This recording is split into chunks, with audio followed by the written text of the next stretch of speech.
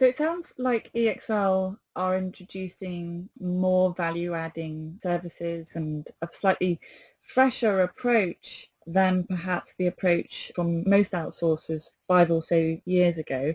Let's now talk about innovation. There is a question over what the word innovation actually means in business process outsourcing and how it is genuinely different as a concept from improvement.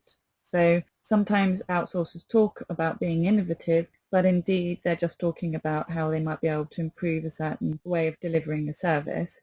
What is innovation to EXL, and does it exist within your F&A service? So, innovation actually is a tricky word because it does tend to get used quite in a very loose manner. Almost everything which gets done to drive any change, any improvement, or any incremental improvement tends to be categorized under innovation. And in my view, that's not correct.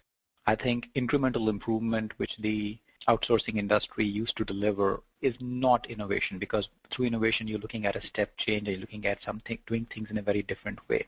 Our view of innovation is really an extension of the return of outsourcing metric that I was talking about earlier. So once you start focusing on outputs rather than just productivity measures, you begin to start thinking differently. There are some key components of innovation. First is focusing on the outputs and looking for a step change. The second is using benchmarking. And when I say benchmarking, this is both for output measures as well as for best practices.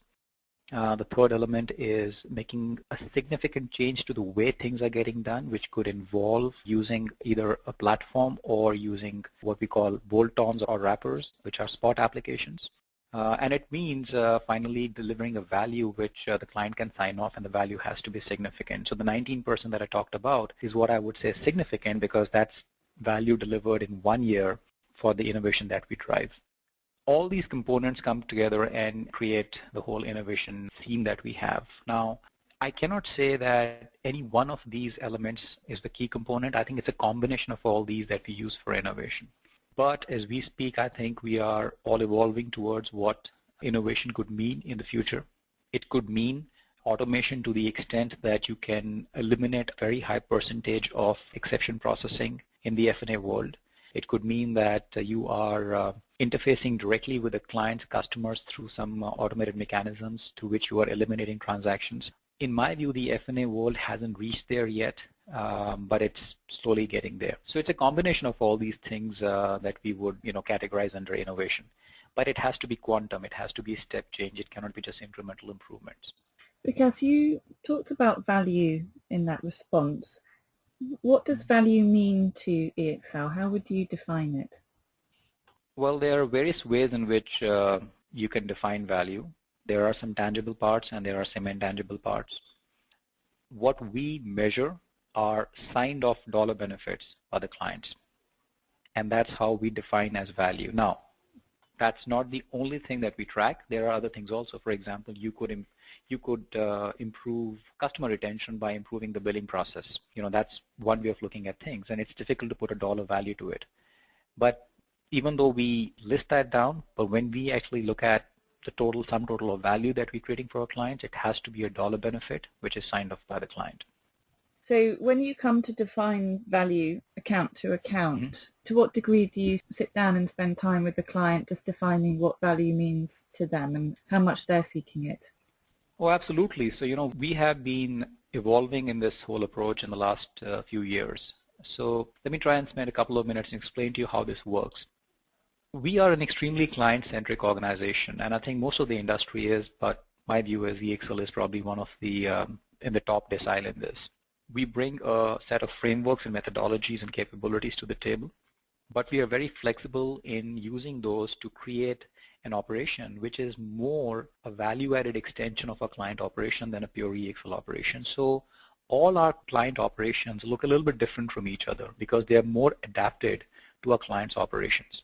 We focus a lot on integrating this operation with the client. We focus a lot on creating a relationship so that we can understand the priorities that our clients have, the strategic imperatives that our clients have, so that we can create our strategies around it. At the beginning of every year, we have a strategy session with each of our key clients. In that strategy session, we understand from the client what their strategic priorities are, what their key threats are, what are their focus areas.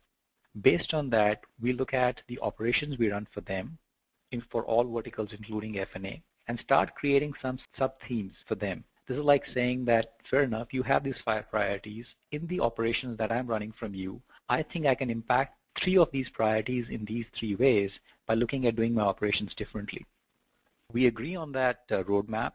It's a signed off roadmap with a client. There's a target dollar which gets allocated to each of those. And then we run those programs through the year, but they have to be run in very good collaboration with the client, because a lot of those decisions that we will need to make need to be agreed with the client. There are sometimes changes that need to be made which have to be made at the client end. So it becomes like a very, very closely integrated effort. And at the end of the year, there's a sign-off mechanism through which the client looks at those priorities and says, yes, these have been delivered and these have not been delivered. So it's a process which works in very, very close collaboration with the client. In my view, it cannot be done very independently. It's not a product. It's very much a customized service that we provide to our key clients, and it has to be done in close collaboration with them. The difference is that earlier we would have our clients take the lead and we would respond, but now we are taking the lead and going to our clients and telling them we can create value for you beyond just the labor arbitrage and incremental process productivity improvements. And here are the 10 ways in which we can do that. If you share with us your business imperatives, we can align our ability along that way and make that change for you. So I think the whole process is working extremely well, and it's very relationship driven.